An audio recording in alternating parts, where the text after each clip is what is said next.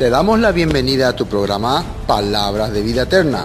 En estos momentos compartiremos el libro de Éxodo, Shemot.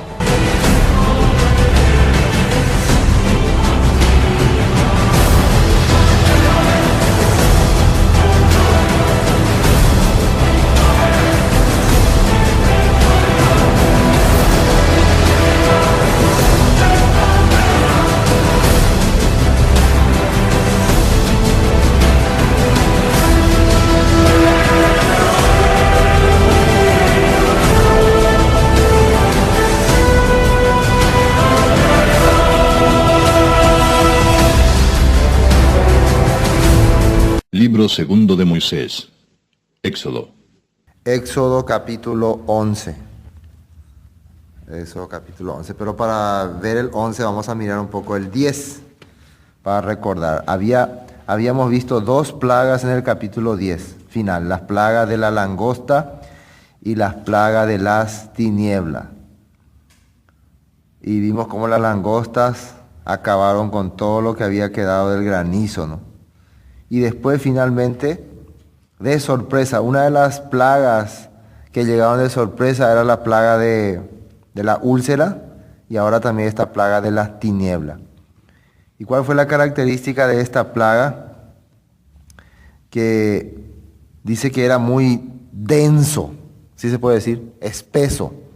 O sea, una oscuridad que no te deja ni moverte. No es solamente una oscuridad, así que no ves nada, sino como si fuera un aire fuerte. Algunos créenlo como humo que se está quemando, ¿no? Y a algunos les costaba hasta respirar. Entonces era terrible, ¿no? Era una sensación terrible lo que habían experimentado.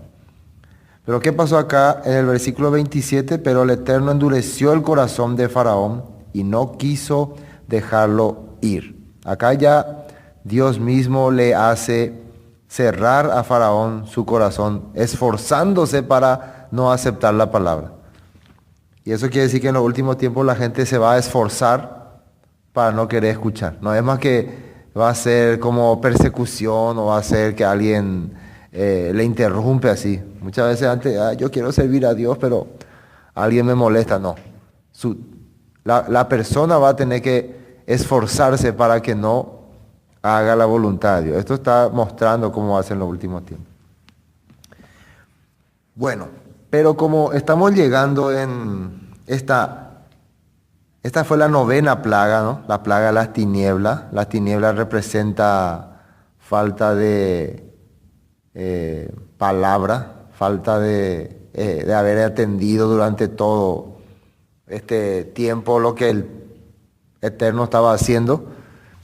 Vamos a ver entonces un comentario acerca de los dioses de Egipto. El juicio que hizo contra las deidades de Egipto. Cuando empezó Moisés a enfrentarse con Faraón, le presentó la primera prueba que fue la vara transformada en serpiente. Es la primera confrontación espiritual con las fuerzas ocultistas y de dos dioses egipcios. Primer dios es el dios Apet, que es el dios serpiente que personificaba las tinieblas y el mal.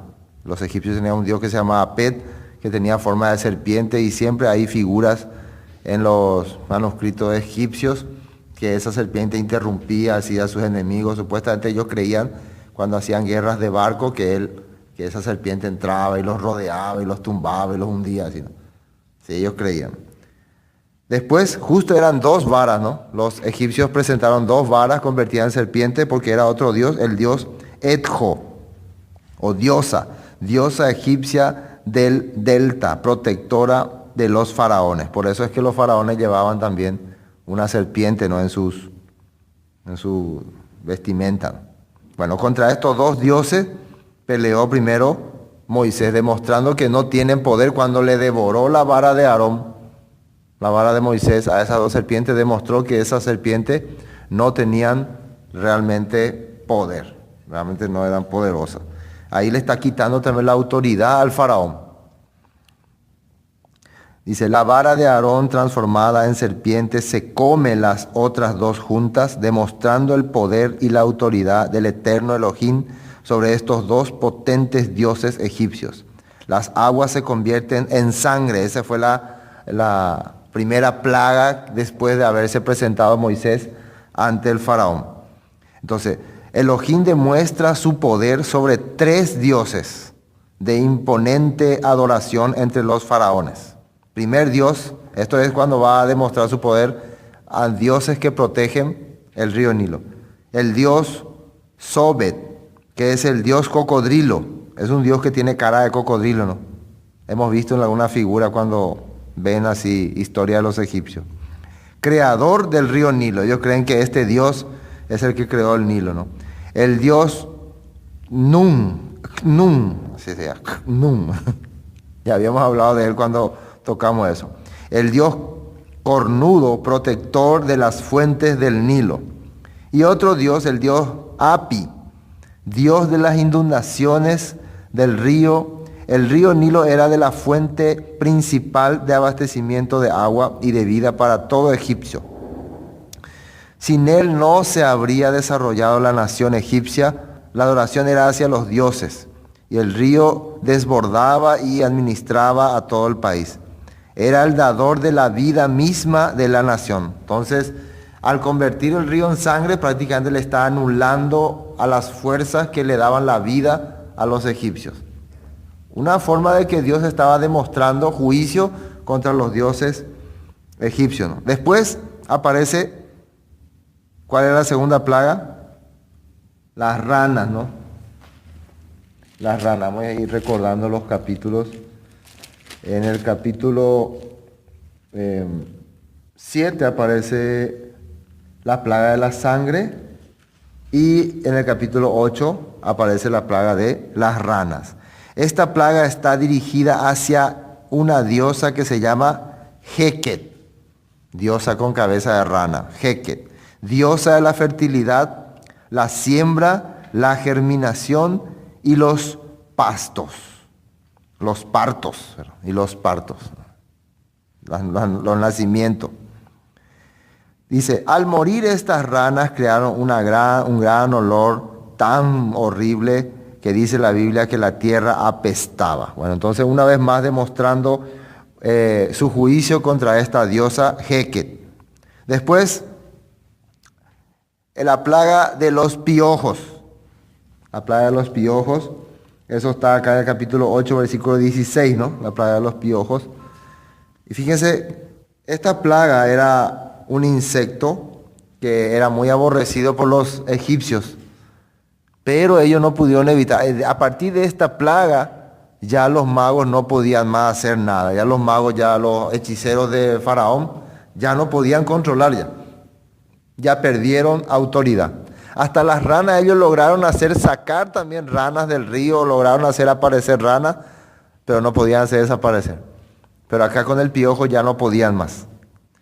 Y este es un atentado contra el dios Imhotep, el dios de la curación medicinal, que era muy aclamado cuando ocurrían este tipo de enfermedades. Imhotep era médico y llegó a ser divinizado debido a sus escritos en medicina y magia. Y hasta en la cultura tradicional es conocido esta persona como un gran descubridor de medicinas y también de arquitectura, Imhotep. Para ellos era una deidad después. La mayoría de los escritos, los papiros que usaban los hechiceros, eran de receta o de antídoto que había dejado esta persona. Después, ¿cuál fue otra plaga? La plaga de las moscas, también en capítulo 8, versículo 20. Este ataque estaba dirigido hacia la diosa, poco difícil su nombre, Huachit. Huachit. Y es una diosa mosca, que era una manifestación del dios cobra egipcio. También contra ese dios, una protectora de los bichos raros, ¿no? De los bichos sucios. Después, quinta plaga, ¿no? ¿Cuál es la quinta plaga? La plaga del ganado, capítulo 9, ¿no? plaga del ganado. Y aquí sí el pueblo ya empezó a sufrir las consecuencias. Hasta ahora parecía que le molestaba nomás, pero a partir de este momento ya empiezan a sufrir las consecuencias, las dificultades por perder ya sus animales, ¿no? Dice, como en la mayoría de las sociedades paganas, los bueyes, toros y vacas eran adorados y considerados sagrados por los sacerdotes egipcios. El ataque fue directamente a los siguientes dioses. ¿Qué dioses atacó esta vez esta plaga? El dios Hathor, representada por una vaca, o la diosa entonces, una diosa Hathor, representada por una vaca o una reina con cuernos de vaca, es la diosa de las fiestas, la embriaguez, y es protectora de los difuntos. Ahí se entiende por qué generalmente cuando celebraban a esta deidad había grandes jolgorio y grandes festividades. Y otro dios parecido a la diosa Hathor, ¿cuál creen que era? El dios Apis, el dios toro, era la personificación viviente del dios creador Pat, dice. O sea, ellos creían que el dios Apis era el creador de todo el universo, que todo se creó a través de ese dios Apis, entonces ellos lo personificaban, lo encarnaban con un toro vivo. También estaba el dios Atum y Re, dioses creadores, representados por toro negro, Nebis de Heliópolis, Nut y Neit, representados como la gran vaca celestial que dio nacimiento al cosmos, y otras deidades, Amun, simbolizado por un carnero, Amun-Ra también era llamado, ¿no? Era representado por un chivo, por una cabra, simbolizado por un carnero con cuernos curvos, dios antiguo, personificación de lo oculto y del poder creador asociado al abismo primitivo. Todo esto representaba entonces las deidades en los animales, era terrible. Para los egipcios los animales eran puros sagrados. Imagínense que empiecen a morir todos de repente, ¿no? Incluyendo su dios toro. Ahí ya, con eso ellos sintieron gran debilidad. Con esta plaga ellos prácticamente quedaron ya en la nada. Pero a partir de ahora era el corazón endurecido del faraón lo que iba a ser el problema. Ya los egipcios no querían saber más nada de los hebreos, pero el faraón sí se encaprichó. Otra plaga. ¿Cuál es la otra plaga? Úlceras y llagas incurables. Esta plaga está en el capítulo 9 también, ¿no? Capítulo 9, sí, versículo 8, la plaga de las úlceras, enfermedades terribles.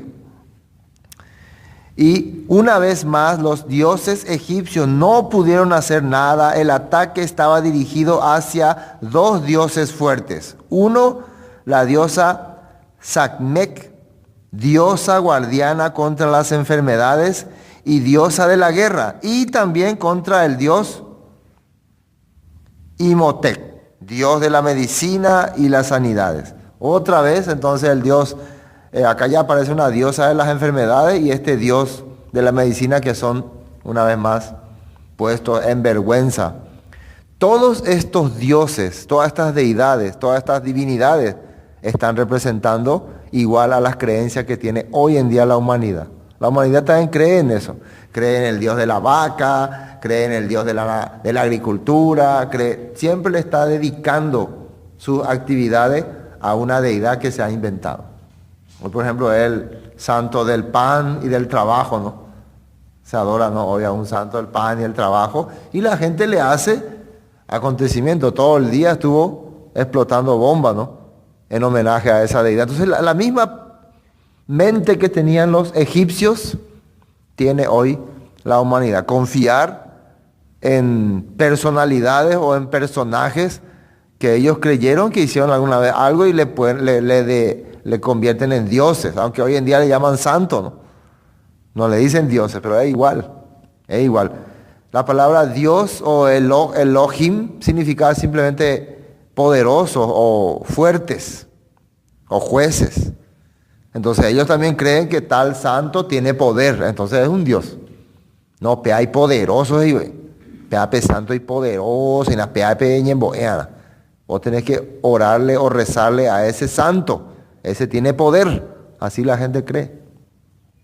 Y se invoca a eso.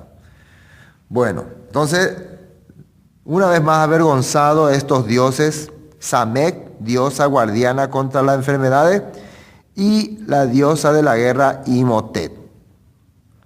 El dios Imhotep, perdón. Otra plaga más, granizo. Esto donde aparece, capítulo 9, versículo 13. Dice, dirigida hacia los siguientes dioses, nada más y nada menos que al dios Horus, el iniciador de la civilización egipcia. Horus es como el Mesías, como el ungido, por el cual se hizo toda la humanidad. Muchos creen que es el Jesús, el Cristo de este tiempo, ¿no? Por el cual ellos consideraban que todo se hizo.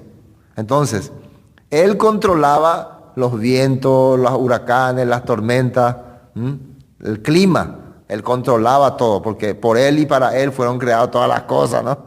Considerado para los egipcios. Entonces podemos decir que era un descendiente de Tamuz.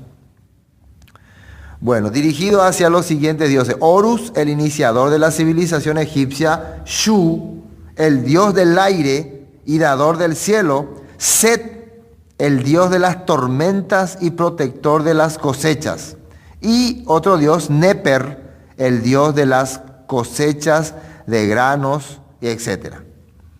Ahí estamos entonces con esta plaga del granizo.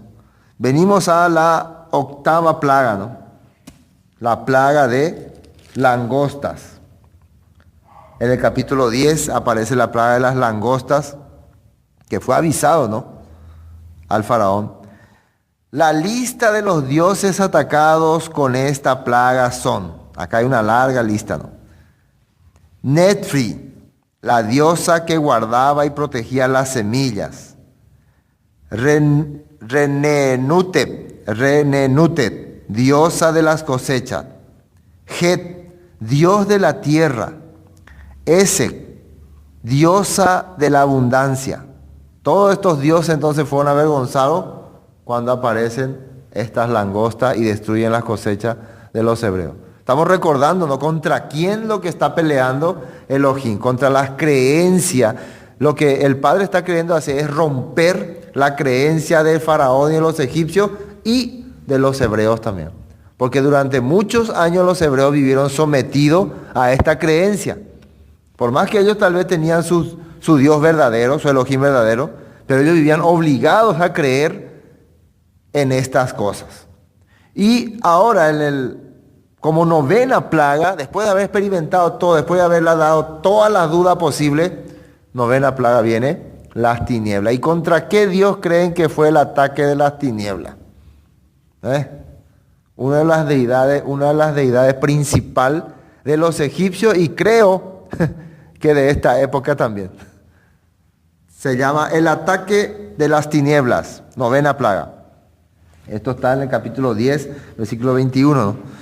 El ataque fue dirigido hacia uno de sus máximos ídolos, Ra, el dios Sol. Hoy en día se le conoce como Baal, ¿no? El dios Baal, el dios Sol. O el dios Domingo también, el dios Dominus. ¿Sí o no? El dios Domingo, el día domingo es el día del dios Sol. Sundai, día del sol. Entonces, todavía la gente le sigue considerando como el principal, ¿no? Como el poderoso del universo, el que puede quemar todos los planetas, que puede consumir todo. La fuerza más grande que hay. Bueno, para los egipcios también, la luz cada día era un triunfo del dios Sol sobre algunos demonios que peleaban con él. Y cada día él le derrotaba a esos demonios.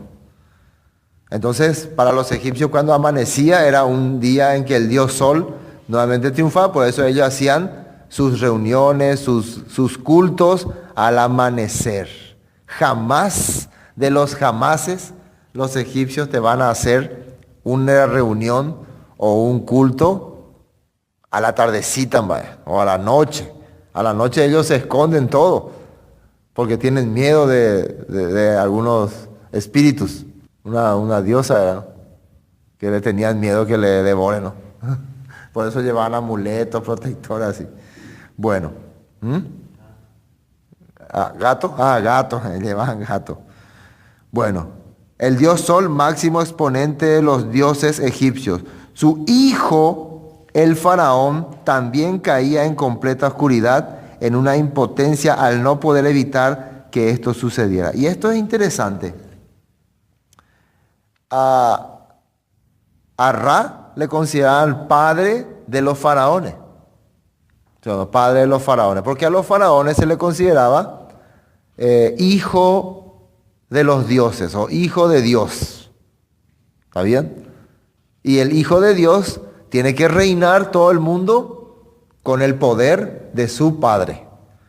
Esa historia parece familiar, ¿no? Parece la historia de Nimrod, de Tamuz. Y parece otras historias que nos han contado siempre. Y parece también la historia tradicional del cristianismo, pero combinada con esta historia. De un ser supremo que está gobernando todo, el dios Sol, la fuerza, y su hijo que reina en la tierra encarnado. Bueno, esta creencia ya tenían ellos. Para los egipcios, el faraón era un dios. Para ellos era un dios, pero encarnado. Ellos así creían. Bueno. Lo más increíble es que deja al pueblo egipcio en oscuridad total, mientras el pueblo hebreo que está en Gosén vive en luz.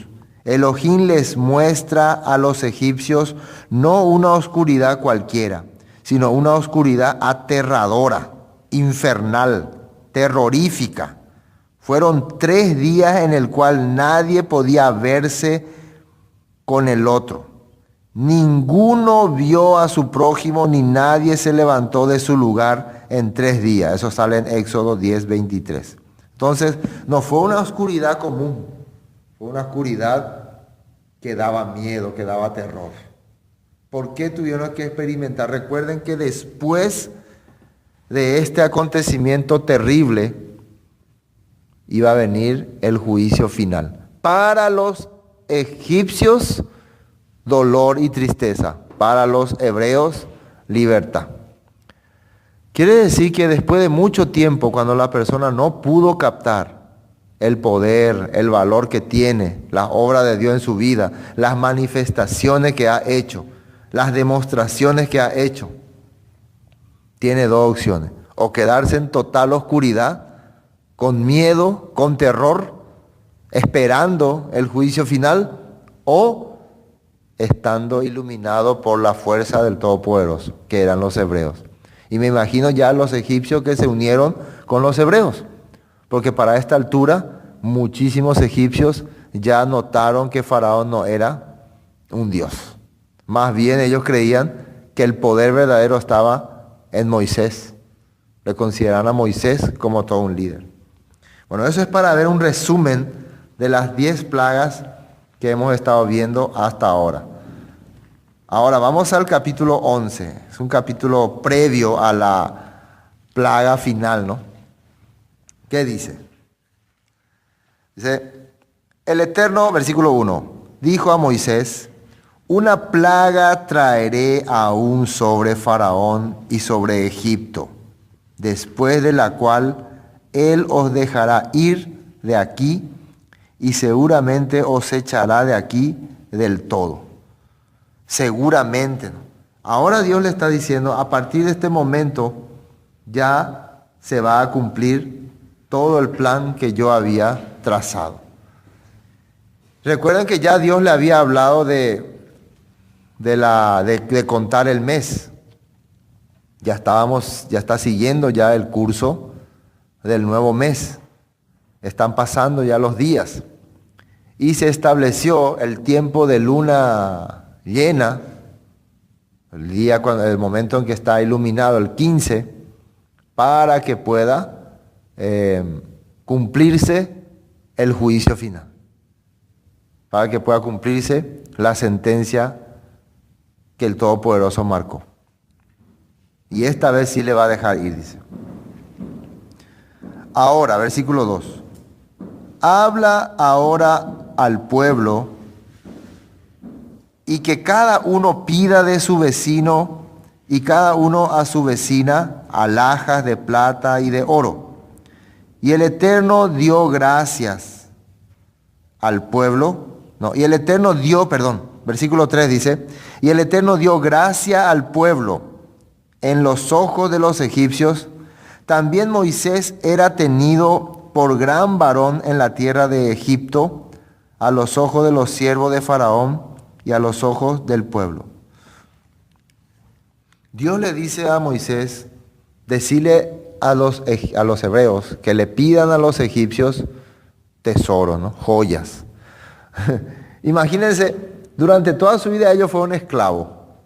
Ellos recibían latigazo, humillación, garrotazo de los hebreos.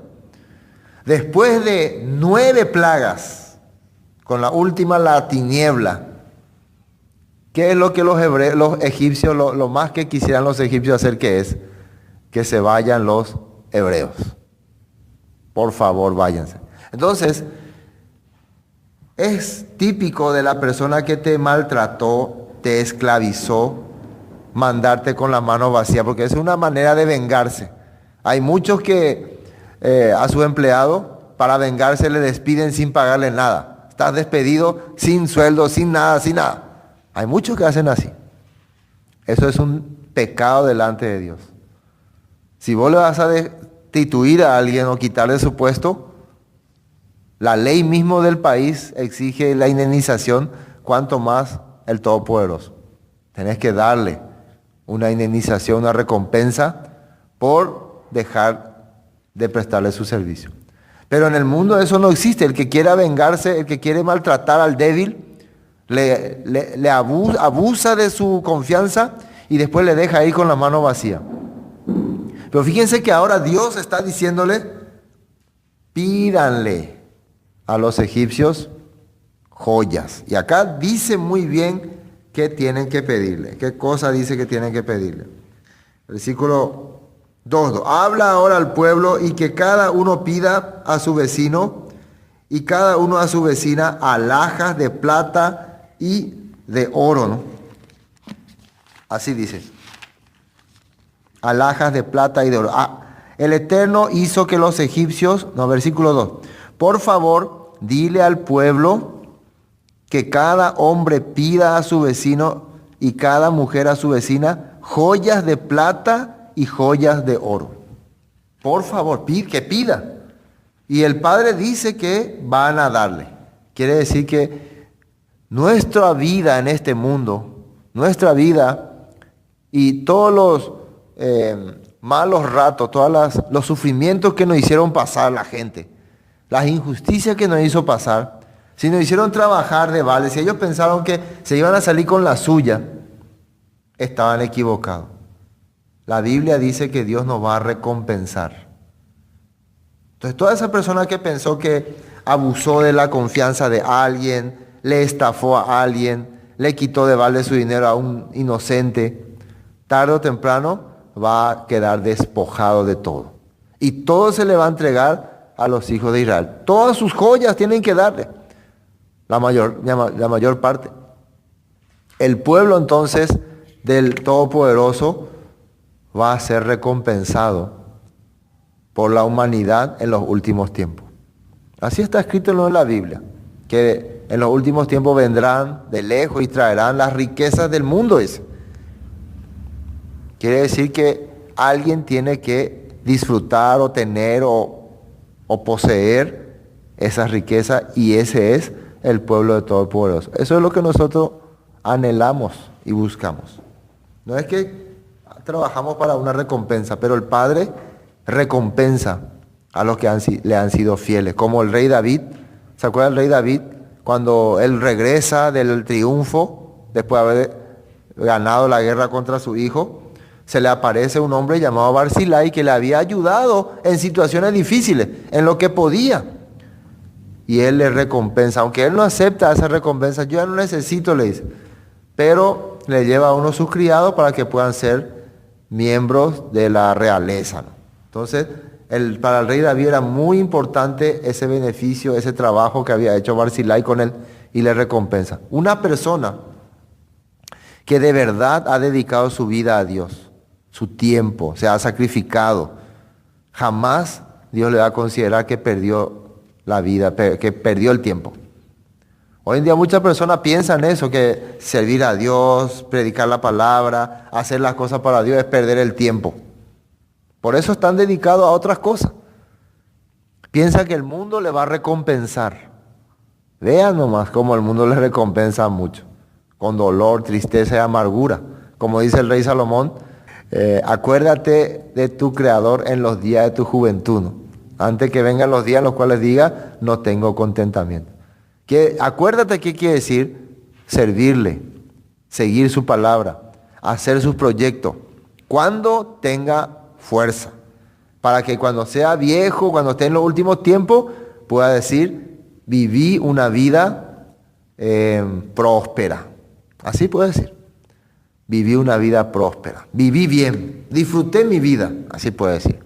Y claro, si hiciste eso, vas a recibir recompensa. Bueno, entonces, recompensa para los hebreos. Versículo 3, y el Eterno dio gracia al pueblo en los ojos de los egipcios. Entonces quiere decir que Dios mismo cambió el corazón de muchos egipcios hacia los hebreos. Ellos no es que daban obligatoriamente, sino que querían dar, tomen, tenían, tomen, por favor, ¿qué quieren más? Se sentían muy... Dios hizo que el mundo egipcio de esa época se dé cuenta que estas eran personas especiales. Eso quiere decir. Estos no son cualquier persona. Para ellos antes los hebreos eran basura, no eran gente, eran animales. Eran personas que nacieron para ser esclavos. Esa era la mentalidad que tenían. Hay mucha gente también que piensa, los grandes ricos, los hombres poderosos, los reyes, los magnates de este mundo, que nosotros somos basura, que nosotros nacimos para completar el mundo. ¿Sí o no? O completas el mundo teoico. Mucha gente de poder que piensa que fácilmente puede borrarnos del mapa. No. Va a llegar el tiempo que vas a darse cuenta. Esos hijos de Dios eran valiosos, eran importantes. Después dice 4. Dijo pues Moisés, versículo 3 faltaba. También Moisés era tenido por gran varón en la tierra de Egipto a los ojos de los siervos de Faraón y a los ojos del pueblo. Esto es importante para los egipcios. Moisés ya no era más un hebreo común, ni siquiera un príncipe común. Él era un hombre poderoso. Ellos habían entendido, solamente un hombre con poder celestial puede enfrentársele cara a cara al faraón. Nadie antes había atrevido a hacer eso. Ahora, segundo, ¿por qué nunca le mataron a Moisés? ¿Por qué nunca Faraón mandó matarle? Mátenlo. ¿Por qué no hacía eso? Porque uno dice porque era su pariente. No. Porque Faraón sabía que Moisés estaba representando a un Dios poderoso. Faraón le reconoció, aunque quería negarlo. Recuerden que Faraón se endurecía por terco nomás, pero no podía negar los poderes. Al principio sí, la primera, la segunda plaga, negó. No, esos son trucos. Pero después ya ni sus magos, hasta sus magos le dijeron, este es un ser poderoso. Hasta sus magos reconocieron el poder del Dios de Israel. Entonces, ahora la gente está entendiendo, Moisés es un ser enviado por el Todopoderoso. Por eso ya le respetaban. Ya no le consideraban más como un simple hebreo. 4. Dijo pues Moisés, el Eterno ha dicho así: a la medianoche yo saldré por en medio de Egipto, y morirá todo primogénito en tierra de Egipto, desde el primogénito de Faraón, que se sienta en su trono, hasta el primogénito de la sierva que está tras el molino, y todo primogénito de las bestias, hasta la última empleada de este país va a recibir este castigo. Y habrá gran clamor por toda la tierra de Egipto, cual nunca hubo ni jamás habrá. Y el versículo 7 dice: pero contra los hijos de Israel, desde el hombre hasta la bestia, ni un perro moverá su lengua, para que sepáis que el Eterno hace diferencia entre los egipcios y los israelitas. Aquí hay algo, bueno, cuando se está dando este anuncio, todavía no se está dando las cláusulas, ¿sí o no? Las condiciones. A partir del capítulo 12 comienza el conteo del mes y comienza los puntos a seguir para que se realice la redención para los hebreos. ¿Cuáles eran las cláusulas?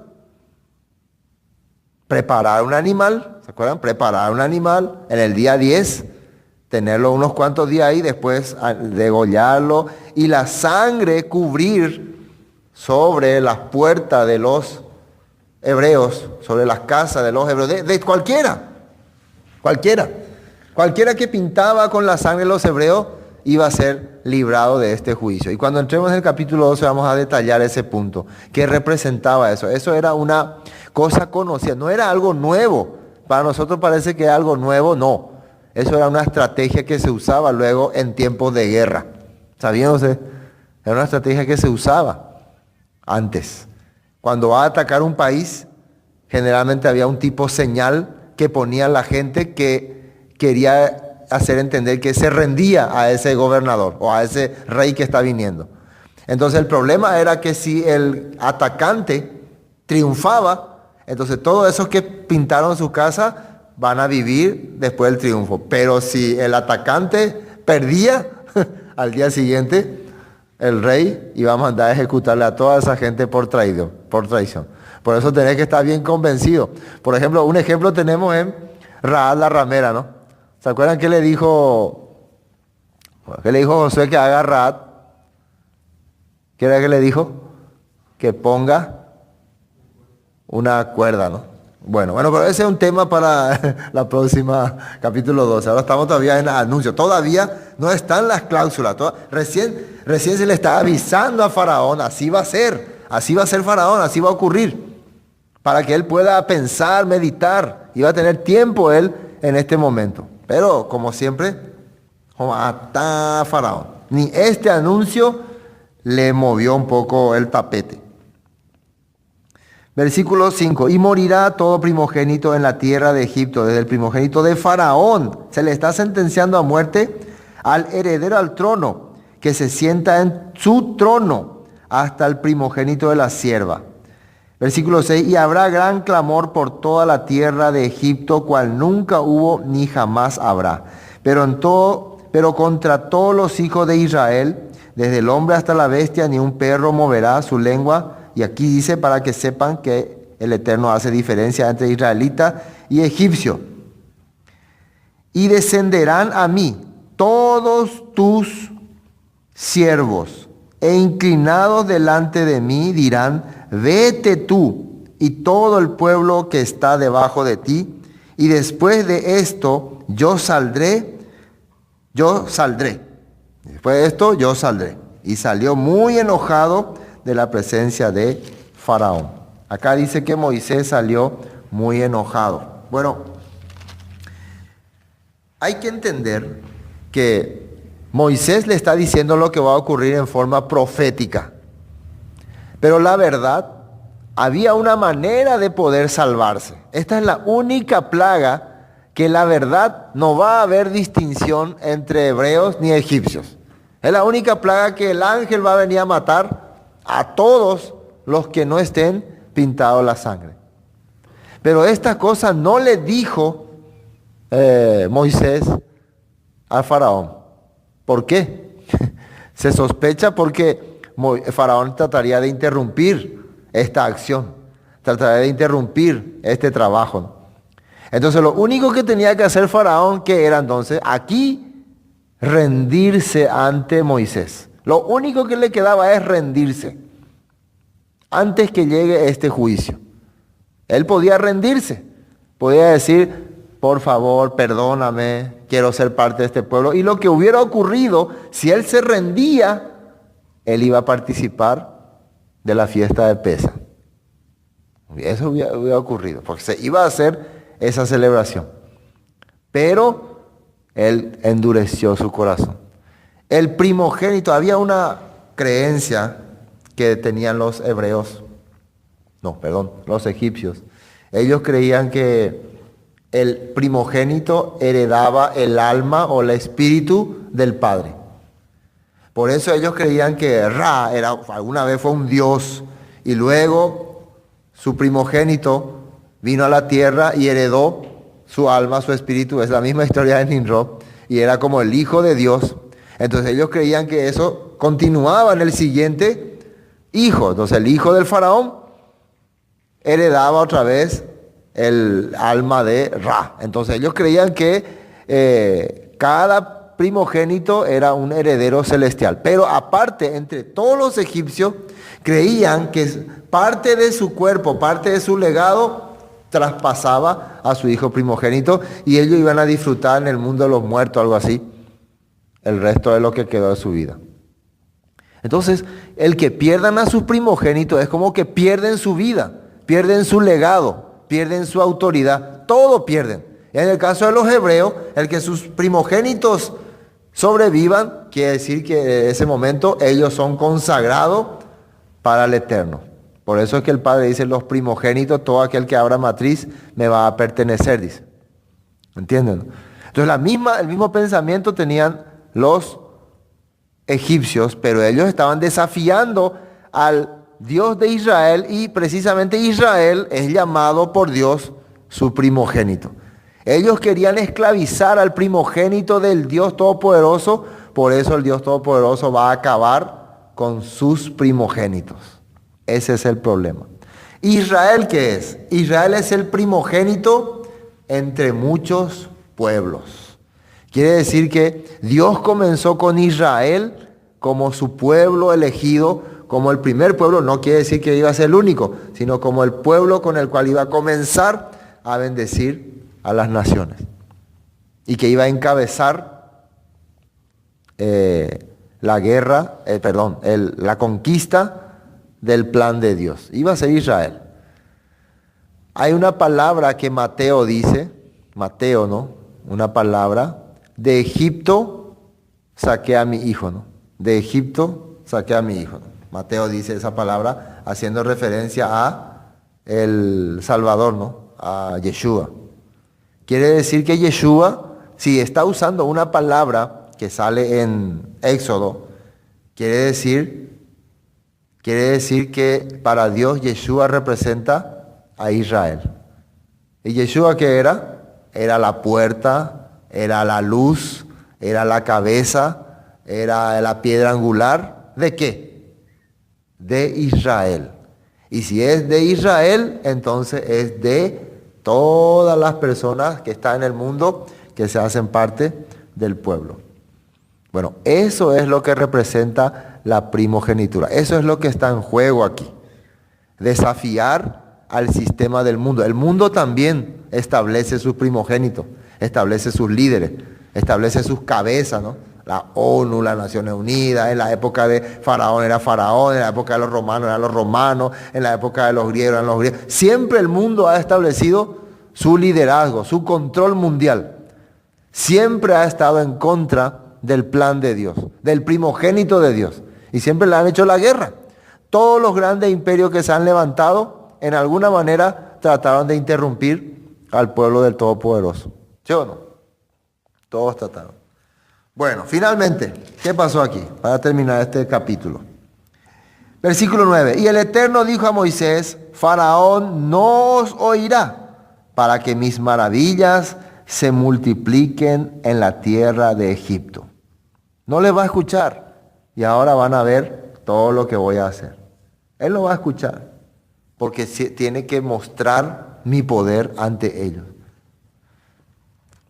Versículo 10. Y Moisés y Aarón hicieron todos estos prodigios delante de Faraón, pues el Eterno había endurecido el corazón de Faraón y no envió a los hijos de Israel fuera de su país. Faraón decidió desafiarle al Dios Todopoderoso.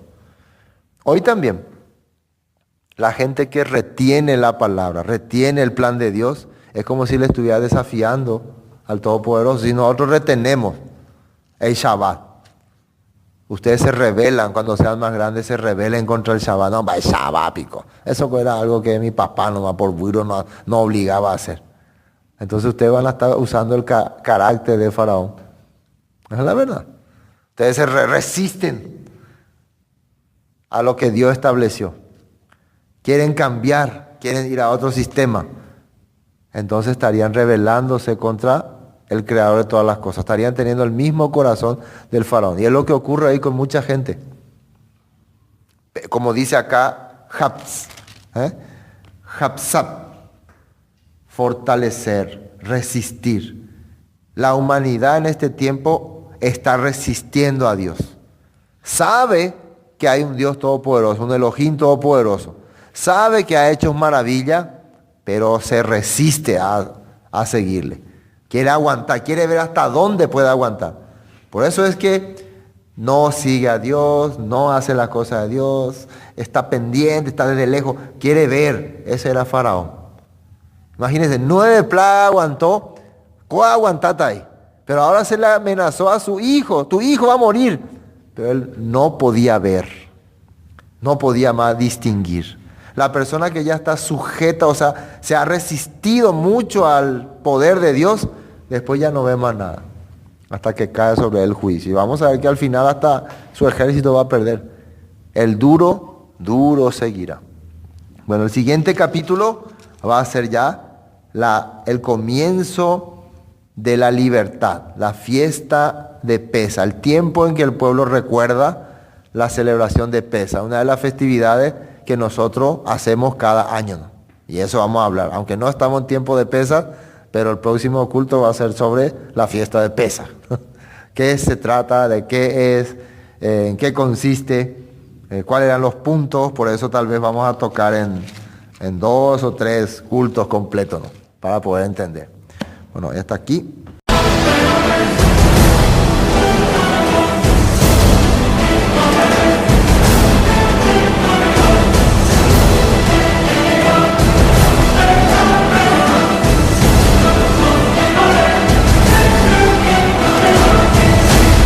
Esto fue Palabras de Vida Eterna, con el estudio del libro de Éxodo.